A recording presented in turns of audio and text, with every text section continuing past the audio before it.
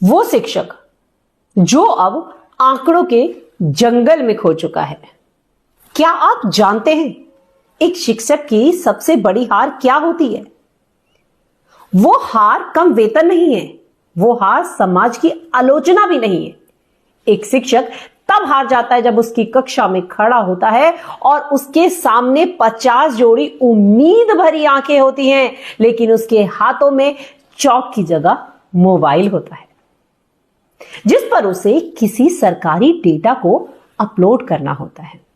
आजकल हर जगह आप लोगों ने चर्चा सुनी होगी कि सरकारी शिक्षक काम नहीं करना चाहता। लोग कहते हैं कि सरकार उनसे बहुत काम ले रही है, लेकिन सच तो यह है कि शिक्षक काम से नहीं थकता, वो शिक्षण के अभाव से थकता है। ऐप से आंकड़े बनते हैं पर भविष्य नहीं।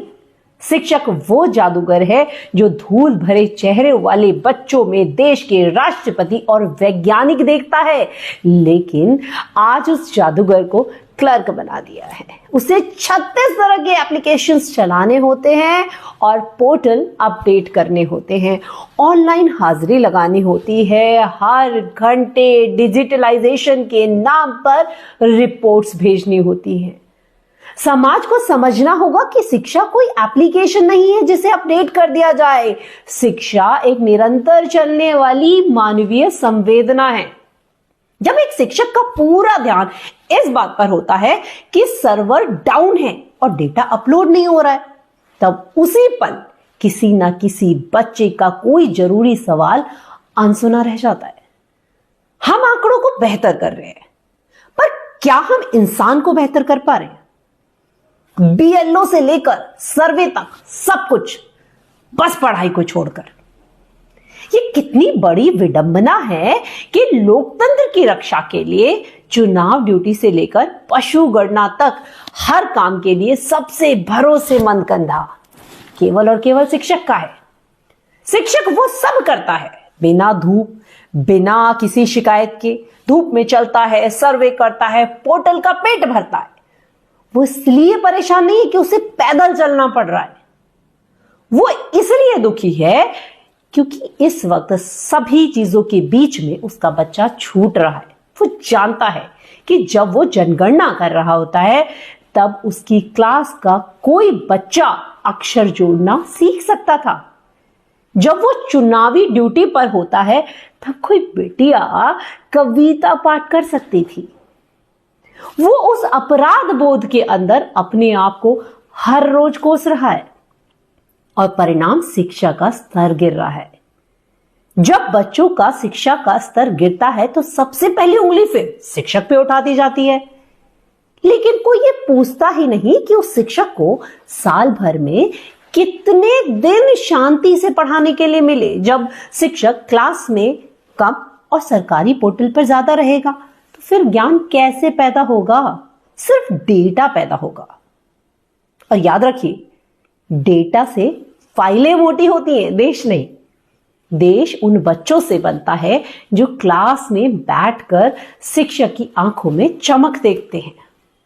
एक विनम्र अपील है, ये वीडियो किसी सरकार, किसी व्यवस्था के खिलाफ नहीं है, बल्कि उस व्यवस्था के लिए मेरी एक प्रार्थना है जो शिक्षक को सिर्फ कागजों में ढूंढ रही है।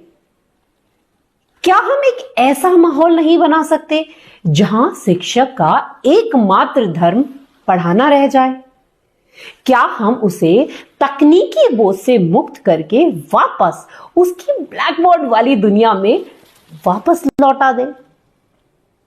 शिक्षक को संसाधन कम दीजिए, वो चला लेगा। उसे वेतन थोड़ा कम दीजिए, वो गुजारा कर ही रहा है। लेकिन उससे उसका शिक्षण मत छीनिए, क्योंकि जब शिक्षक बच्चों के पास नहीं होता तो आने वाली नस्लों का भविष्य किसी भी सरकारी पोर्टल पर सफलतापूर्वक अपलोड हो ही नहीं सकता। आज जरूरत है कि समाज शिक्षकों के प्रति अपनी धारणा बदले। वो आलसी नहीं हैं, वो व्यस्त किए गए हैं, वो थके हुए नहीं हैं। वो काम के बोझ के तले नहीं थकते, बल्कि उस बेबसी से थके हुए हैं कि वो नहीं कर पा रहे जिनके लिए उन्होंने ये पेशा चुना था। तो आइए हम सब मिलकर मांग करें कि शिक्षक को उसकी क्लास को वापस सौंप दीजिए। उसे आंकड़ों का बोझ नहीं, बच्चों के भविष्य गढ़ने की आजादी मिलनी चाहिए, क्योंकि अंत में एप्लीकेशन से सिर्फ रिपोर्ट्स बनती हैं, लेकिन एक शिक्षक से ही राष्ट्र बनता है। अगर मेरी बात आप सबको पसंद आई हो तो इस बात को अधिक से अधिक साझा करें, जिससे नीति निर्माण करने वाले कानों तक शायद मेरी ये विनम्र अपील आप सबकी ओर से पहुंच सके।